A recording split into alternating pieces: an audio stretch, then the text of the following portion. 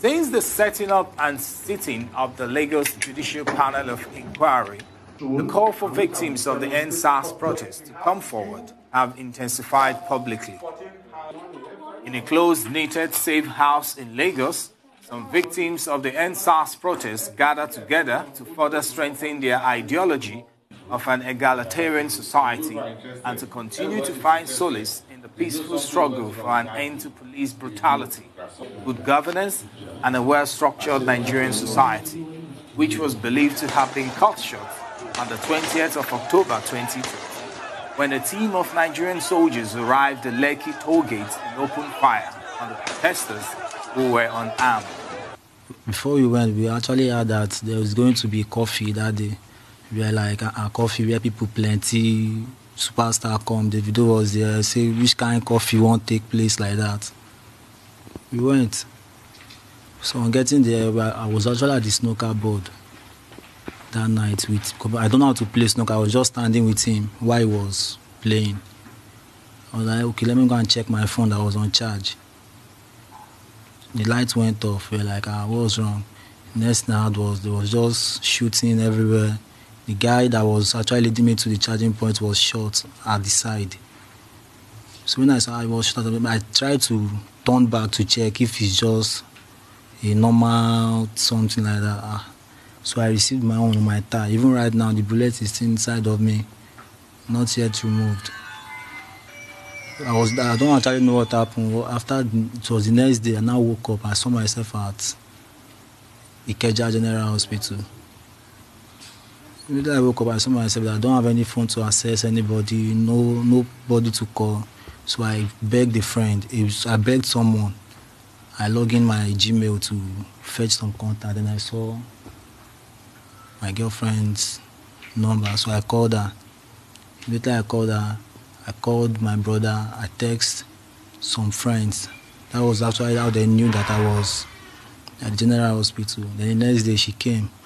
And she has been the one there for me since then.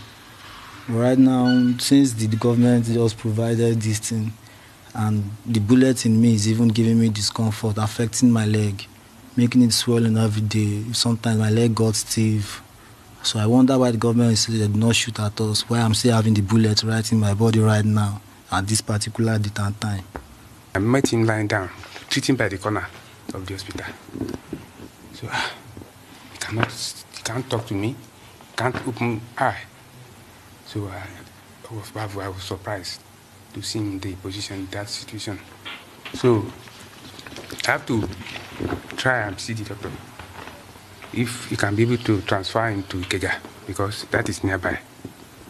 So they write a letter that he should be transferred that night. But they said there's no bullion and there's no ambulance. So the next day, in the night, that is either 23 or 24. So they brought us to Ikeja, emergency.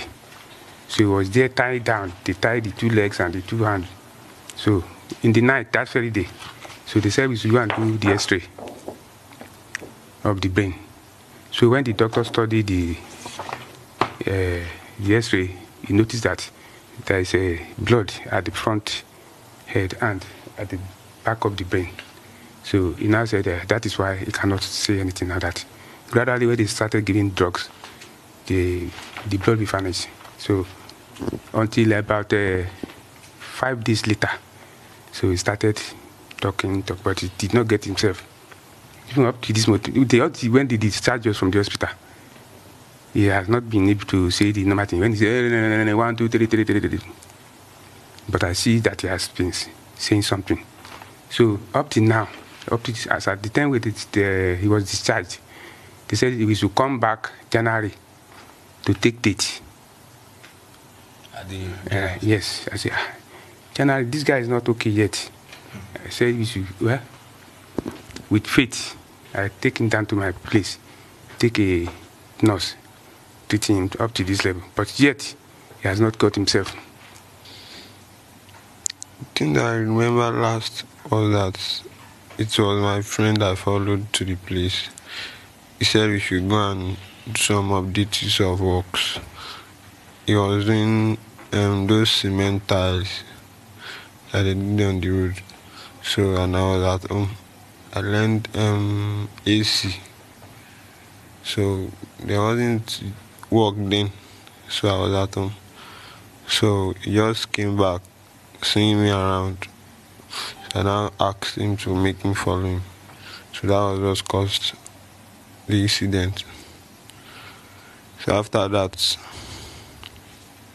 nothing happened till then, till now. So you were part of those that were protesting on that 20th of October? I wasn't protesting for anything. It was them that went there. So when the incident happened, that suddenly they just started shooting, people started... But you were present at the Lekki tollgate? Yes. But you didn't join them in the protest? You were just standing? I don't have anything I wanted to use to protest with them. Okay, so you were just standing with your friends? Yes, so that was what makes me run together with them, not knowing that I'll be even involved. I'm speaking on behalf of my brother who died from this protest. Ayodunbe Gabriel Ayola. What happened to him? He was shot in the head, and we were actually looking for him because he doesn't stay with us.